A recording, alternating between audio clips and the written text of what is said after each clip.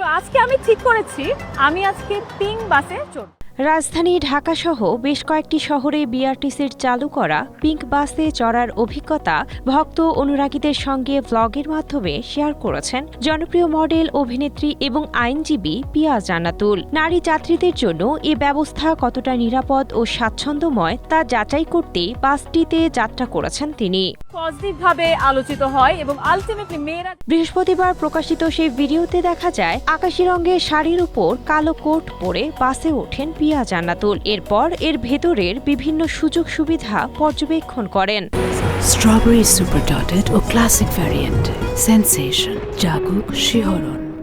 খুব ভালো লাগছে আমার, আমি দারুণ উচ্ছ্বসিত। পিয়া বলেন, পিঙ্ক বাসে উঠে তার মনে হচ্ছে যেন এটা একটা সেলিব্রিটি বাস। তিনি চান সরকারের এই নতুন উদ্যোগকে সবাই যেন পজিটিভলি দেখেন, কোনো নেগেটিভ নিউজ করা না হয়। এছাড়া ব্লগে এক পর্যায়ে নারী চালকের সাথেও কথা বলেন এই অভিনেত্রী। বাস কতদিন ধরে চালাচ্ছেন? আমি গাড়ি চালানো শিখছি 6 বছর হলো। ব্লগটি নিজের সোশ্যাল মিডিয়ায় শেয়ার করে ক্যাপশনে পিয়া লেখেন, একটা বাস যাত্রা, কিন্তু অনুভূতিটা ছিল একটু অন্যরকম। নিরাপত্তা, স্বস্তি আর আত্মবিশ্বাস। পিঙ্ক বাসে উঠে একজন নারী হিসেবে ঠিক এটাই অনুভব করেছি। মহিলারা ঢুকছে বাসে, তারা কি বলছে, তারা কেমন ফিল? তারা অনেক খুশি। Sinthia Aktari, Asia post. দিবানিশি তোমায় ভাবি।